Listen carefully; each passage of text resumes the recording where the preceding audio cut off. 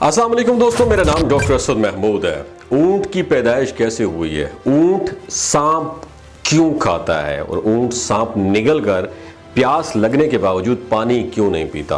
और ऊंट की आंख में आने वाले आंसू किस काम के लिए इस्तेमाल होते हैं? और ऊंट का गोश्त खाने के बाद वुज़ू करना क्यों ज़रूरी है?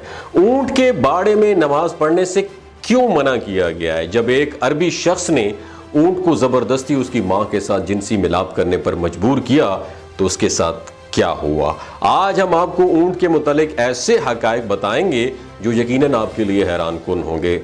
नादरीन, अल्लाह ताला ने कुरान पाक की सूरह गाशिया में इरशाद फरमाया, ये लोग ऊँटों की तरफ नहीं देखते कि कैसे अजीब पैदा किए गए हैं। ऊँटों का हदीस शरीफ में भी तज़किरा मौजूद है कि हर ऊँट की कुहान पर एक शैतान होता है।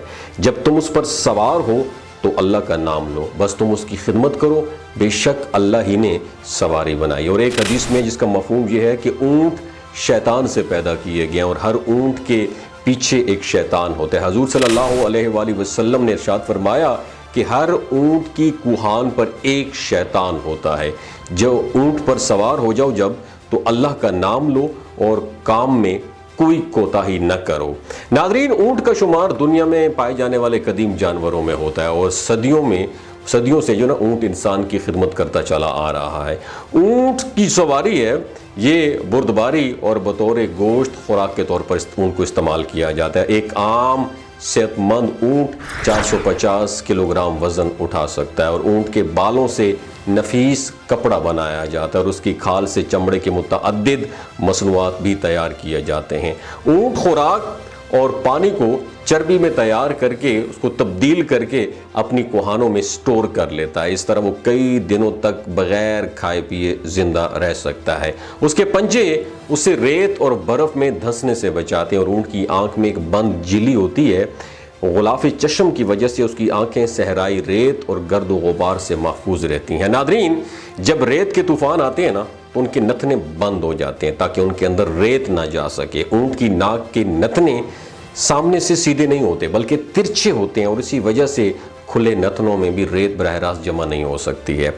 ऊंट को पता है सहराई जहाज भी कहा जाता है। ऊंट की दो अक़साम बहुत ज़्यादा मशहूर हैं। पहली किस्म की वो ऊंट की किस्म है जिसकी एक कुहान होती है। दूसरे नंबर पर वो हैं जिनकी दो कुहानें होती हैं और ऊंट 40 मील फी घंटा की रफ्तार से दौड़ सकता है और ऊंट के ऊपर वाले होंठ जो होते हैं वो दरमियान से कटे हुए होते हैं, यानी दो हिस्सों में तकसीम होते हैं और ये उन होंठों को ऊपर नीचे मूव भी कर सकता है। और जो ऊंट के होंठ हैं उनकी मदद से ये अपने होंठों को कांटों से महफूज भी रखते हैं। और ऊंट कांटेदार दरख्तों को बड़े मज़े से खा लेते हैं क्योंकि उनकी अंतड़ियाँ मजबूत होती हैं।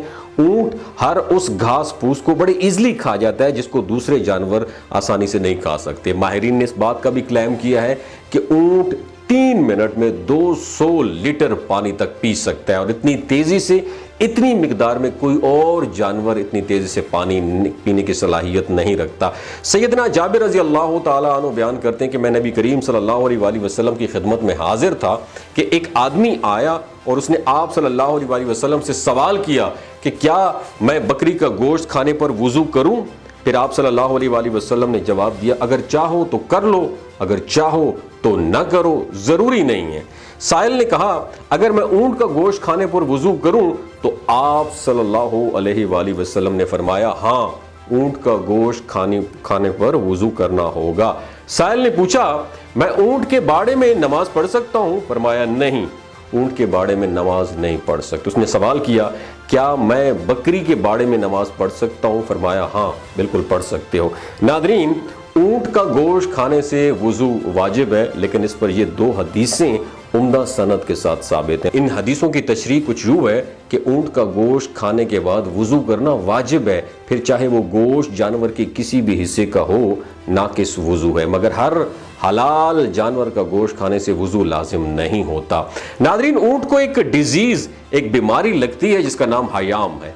बाज़ माहिरीन के नज़दीक इस बीमारी का इलाज सांप को ज़िंदा निगलना है और यह भी कहा जाता है कि बाज़ औक़ात ऊंट सांप को खा लेता है जिसकी जहर की वजह से उसको शदीद प्यास लगती है। ऊंट उस हालत में सांप के जहरीले असर को پیاس کی شدت کی وجہ سے ایک ہی سانس میں وافر مقدار میں پانی پی لیتے ہیں مگر سیراب نہیں ہوتا۔ سانپ کو نگلنے کی وجہ سے اونٹ کی آنکھوں سے آنسو جاری ہوتے ہیں، ان آنسوؤں کو بہت قیمتی تصور کیا جاتا ہے، انہیں چمڑے کی چھوٹی تھیلی میں محفوظ کر لیا جاتا ہے، اور یہ آنسو سانپ کے ڈسنے کا مجرب علاج بھی ہیں۔ ان آنسوؤں سے متعدد بیماریوں کا علاج اور زہر کا علاج بھی کیا جاتا ہے۔ ناظرین، اونٹ کی خصوصیات میں یہ بھی شامل ہے کہ یہ اپنی ماں کے ساتھ جنسی ملاپ نہیں کرتا۔ اس پر ایک کتاب لکھی گئی حیات الحیوان، اس میں ایک مشہور واقعہ بھی موجود ہے کہ زمانہ قدیم میں ایک عربی شخص نے اونٹنی کو ایک کپڑے سے باندھ کر اس کے نوجوان بچے کو اس پر چھوڑ دیا، اور وہ اونٹنی کا بچہ جب جنسی ملاپ کے لیے اپنی ماں پر سوار ہوا تو اس نے اپنی ماں کو پہچان لیا، تو اس نے اپنے آپ کو دانتوں سے کاٹ لیا، پھر اس آدمی سے بغض رکھنے لگا، یہاں تک کہ اس نوجوان آدمی نے اس اونٹ کو مار ڈالا، پھر اونٹ نے اپنے آپ کو بھی ہلاک کر دیا۔